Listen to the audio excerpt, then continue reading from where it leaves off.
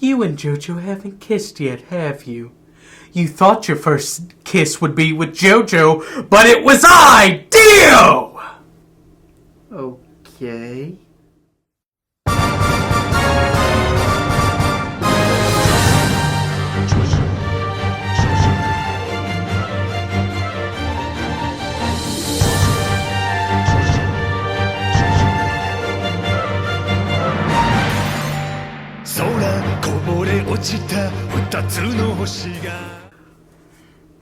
Hello everyone, welcome back to the Screen Team. I'm Andrew Thomas. This is my partner in crime, Christopher Johnson. Hello, everyone.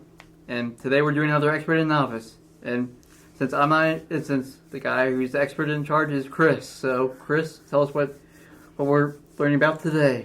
Oh, I've been waiting for this one for a while. We are going to be discussing Part 1 of JoJo's Bizarre Adventure. I've really been waiting for this one because JoJo has become one of my favorite anime to watch for quite some time now. So, should I go ahead and get into the overview? Yes. JoJo's Bizarre Adventure is a Japanese manga and anime series created by manga writer and illustrator Hirohiko Araki. The manga was serialized in Weekly Shonen Jump from 1987 to 2004, but is now serialized in the monthly manga magazine Ultra Jump, where the series has been published since 2005. There have been several anime adaptations of the series, a 13-episode series adapting the manga's third part, Stardust Crusaders, made in 1993 by the studio APPP. The studio later produced a film of the first part, Phantom Blood, in 2007.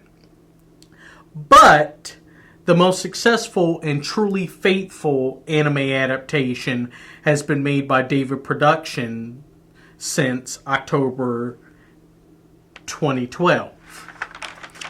As of July 2019, David Production has produced 4 seasons adapting the manga's initial 5 parts, with the 6th hopefully coming next year. Those parts being Part 1, Phantom Blood, Part 2, Battle Tendency, Part 3, Stardust Crusaders, Part 4, Diamond is Unbreakable, Part 5, Golden Wind, and hopefully very soon, Part 6, Stone Ocean.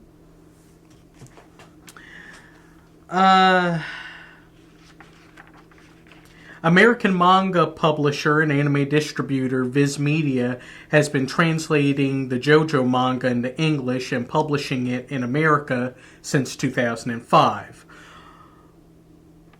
while also producing the English sub and dub for the anime since 2014.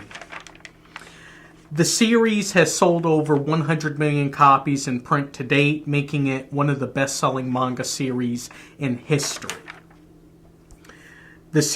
And like I said, the series is divided into parts, with 8 parts in total. And the initial parts that hopefully will be coming out after Stone Ocean will be Steel Ball Run and JoJolion. But JoJolion is still ongoing. Araki has been writing this thing since May 2011. He's still writing it. Wow. Oof. And who knows when the man will be done with it. But I love JoJo's Bizarre Adventure. It was something I've heard quite a lot about. Of course, I was going through rewatching some anime, checking out some new ones, and I'd always heard quite a lot about JoJo, but I didn't really know anything about it. I have to give a great deal of thanks and respect to the YouTuber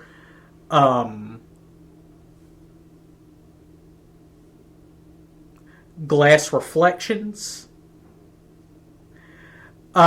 He is an anime reviewer, and he actually reviewed the first 3 parts. And that piqued my interest. So, just so happens that first 3 parts are on Netflix, and I binged them.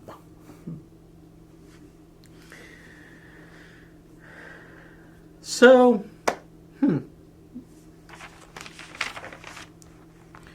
What were your initial thoughts of when I introduced this to you? Well, I wasn't really too keen in the possibility of watching JoJo. It just sounded weird and something I didn't really feel interested in watching, just because of mainly the name. It sounded really stupid in my opinion when I first heard the name JoJo's Bizarre Adventure. There sounded more like a kid show, mainly. But then I was proven wrong after watching this first part. Oh yeah. So, should I get into? Yeah. Okay. Part 1 takes place in the late 19th century in England with our first JoJo, Jonathan Joestar, and his tumultuous relationship and feud with his adopted brother, Dio Brando. How Dio got adopted into the Joestar family is rather interesting. In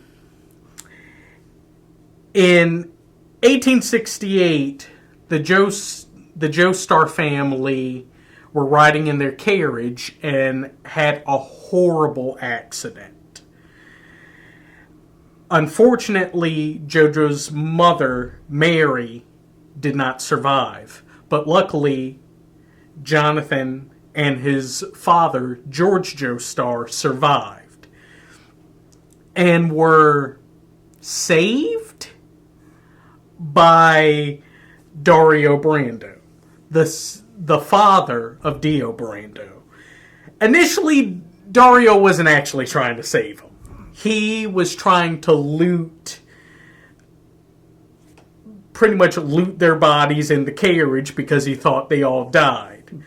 But George had awakened when Dario arrived and thought that Dario had saved him. So, in a weird way, he always felt as though he was in Dario's debt. And when Dario died in 1880, Dario sent Dio to go and live with the Joestars. And when Dio arrived, things already became very tense. Because from the first time meeting Jonathan, he hated him. He saw him as nothing more than a spoiled, weak, rich kid that he could just push over and push aside, and felt as though that he could just go ahead and take over the whole house and maybe actually be the one to take over the wealth. But Jonathan, who aspires to be the perfect gentleman, will not let Dio's misdeeds go unpunished. And dear God, things got very intense between them. There were numerous fights.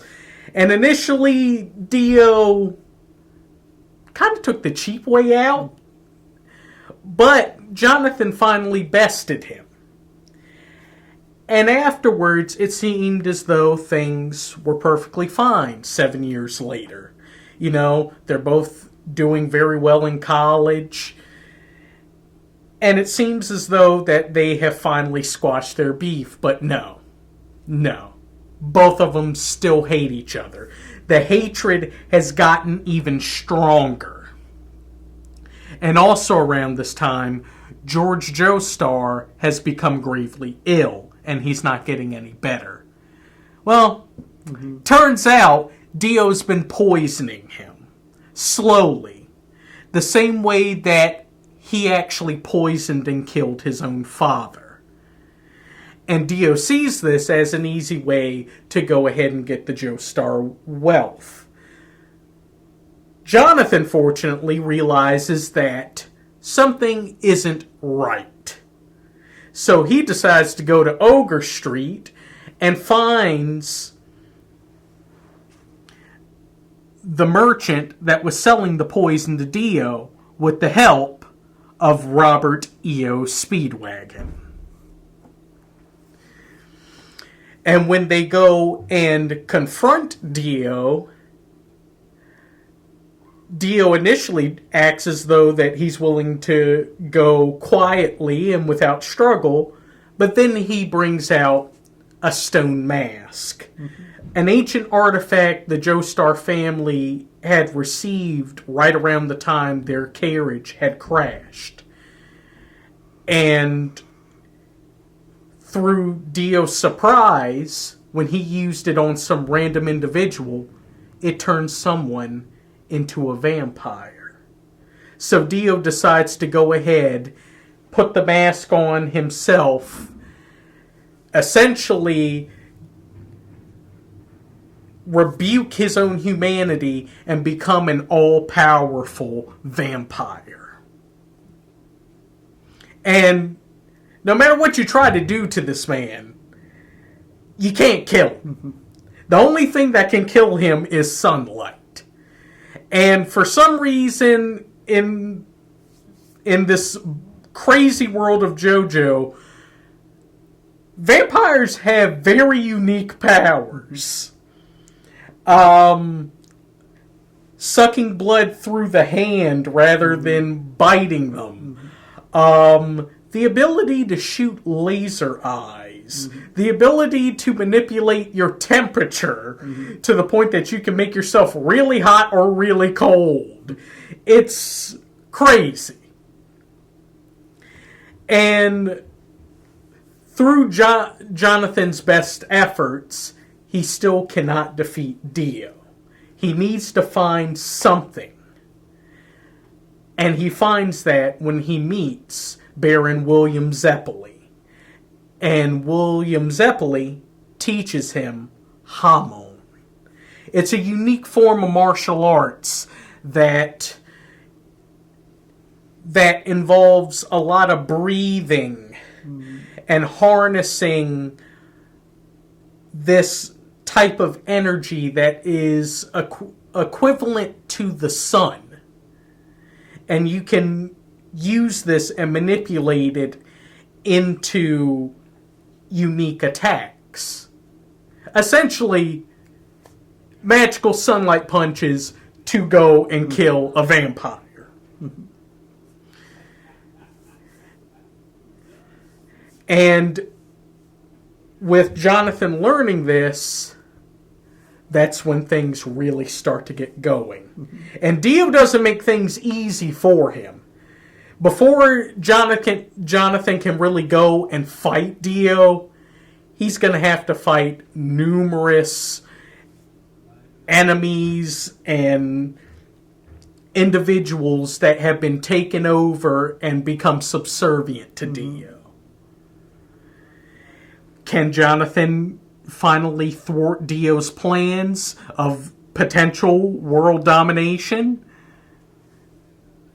I suggest you go ahead and watch. So, should we talk about the characters on there? Yes. Well, actually, no. What were your initial thoughts of the series? The first episode didn't quite get me. It was just coming more until the episode 3. I think once it finally got to the vampires, finally got me interested in, piqued my interest into finally watching it there. Although the characters were interesting at the beginning, he still didn't pique my interest at that point. So it kind of took you until about episode 3. Yeah. Yeah. And there, and it took a lot of other stuff to get me interested. What did you think of the characters? I did like Jonathan as soon as he had a backbone. He was too naive. Just like his father, George was too naive on their bringing Dio in their life. And Dio just got too cocky. Which was also his biggest downfall when he got caught with the George part in episode 3 there, because he got too cocky. Yeah, he really thought that he was going to get away with it. Mm-hmm. But that's around the time where Jonathan shows that his intuition is really good. Mm-hmm. And he could tell that Dio was up to something. Yeah. And of course, he also had Speedwagon, who was also from the streets like Dio. So he knew what what kind of people Dio are, really, there. That they shouldn't be trusted. Yeah. There. I mean, a lot of people do not give Jonathan Joestar enough credit. Mm-hmm.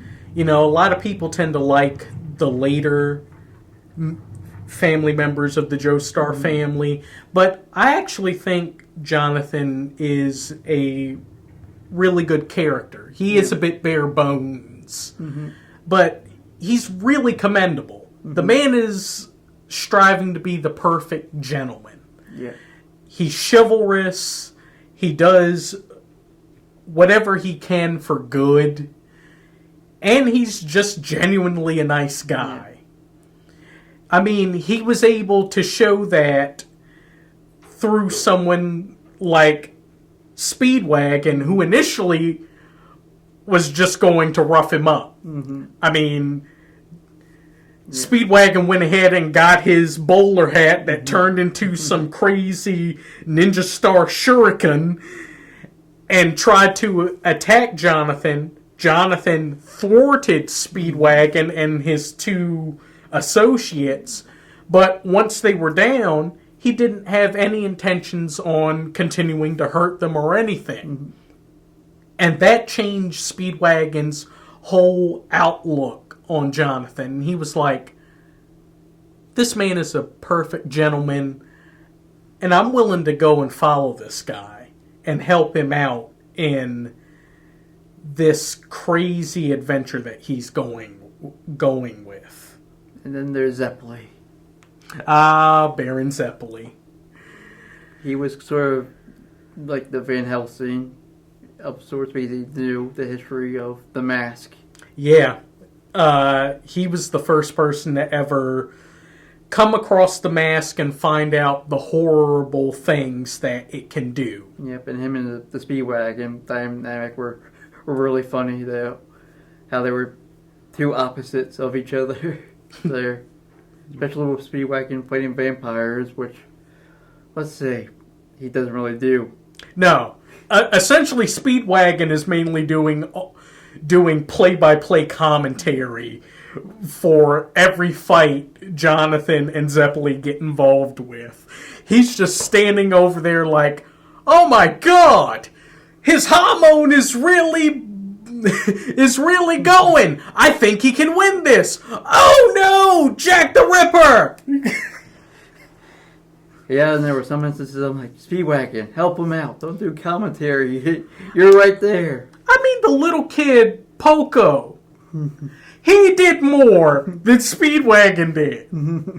But you can't get mad at Speedwagon. I mean, the dude's awesome. Yeah. He really is. I mean, he's one of the main reasons why Jonathan ended up with the girl of his dreams, Irina Pendleton. Mm-hmm. I mean, Jonathan had known Irina since they were kids. Mm-hmm. When one day he tried to help her when a couple of bullies were picking on her. He didn't even know her at that point, but he tried to be a perfect gentleman. And it didn't necessarily work out. But it did leave a very good impression on Arena, and they ended up actually becoming an item. That is until... Good old Dio. Yeah. From the opening quote of this Code Open. Yep, from the intro of this video. He went ahead and stole Arena's first kiss by force. And that's only one of the various horrible things the man did in this series. My God, is Dio Brando a monster. But he's still a charismatic monster. He's very interesting, but at the same time, you definitely want to see him go down. Yeah. I mean, from stealing Arena's first kiss to the first day he meets Jonathan, he decides to viciously punt Jonathan's dog right in the face. Poor Danny. Danny didn't deserve that. Yeah. He's a good boy. Yep. And then later on, Dio burned Danny alive. Sure. Oh, of a monster he really was before he became an actual monster. Yeah. It just proved that he was a monster well before he even truly became a monster. I mean, and once he gains the his vampire powers, oh, good lord. Good lord. He ends up taking over a whole town, turning them into mindless zombies or vampires. At one point, he actually makes a mother who was asking him to spare her newborn child's life. He takes her over and makes her eat her own baby.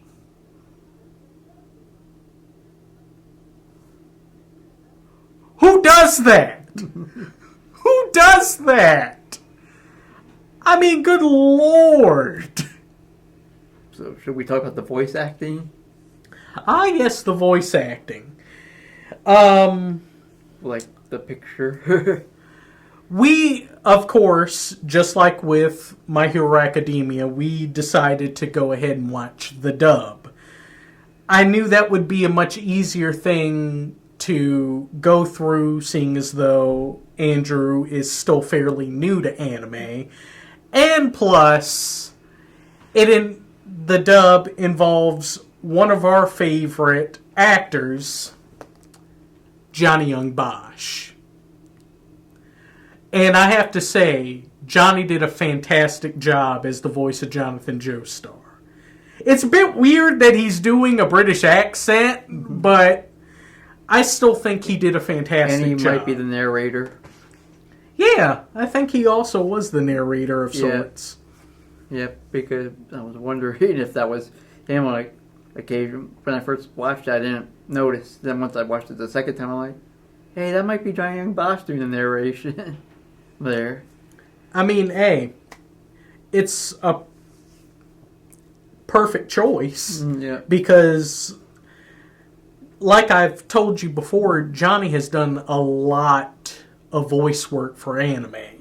Yeah. I mean, of course, he learned some of that experience from voicing Super Sentai work from Power Rangers also. Yeah, where we were both introduced to him. Well,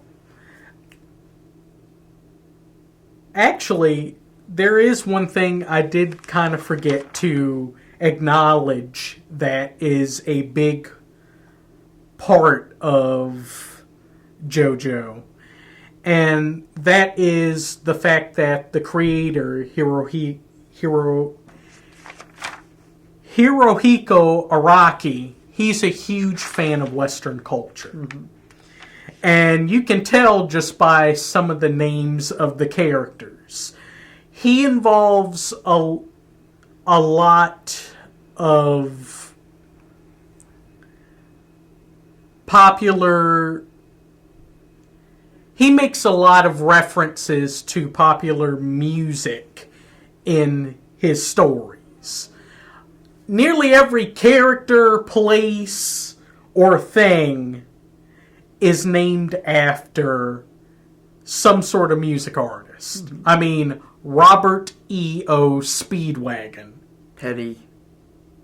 Tom Petty, the man who taught William Zeppeli how to master Hummel. And then Zeppeli.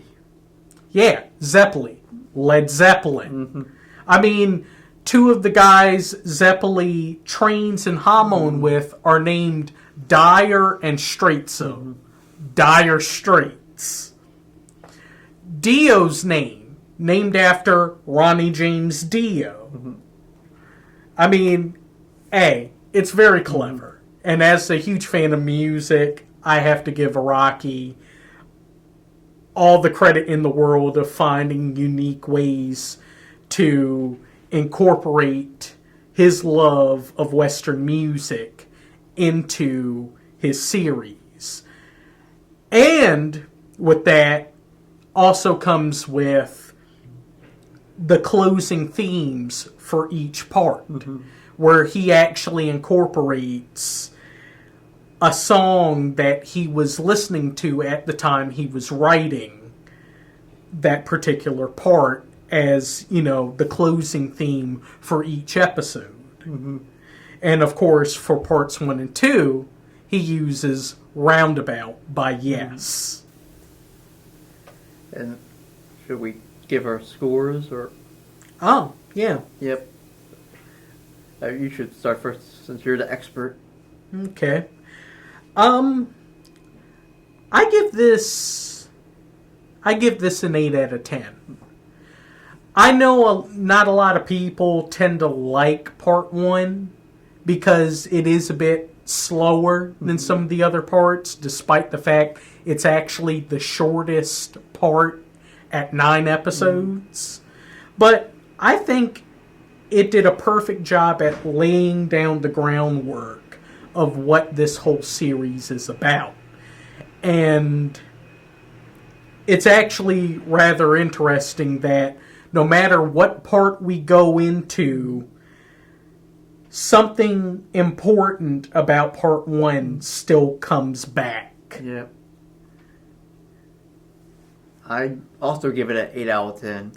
Huh. Yep. It did get me, like you said, it did start out really slow.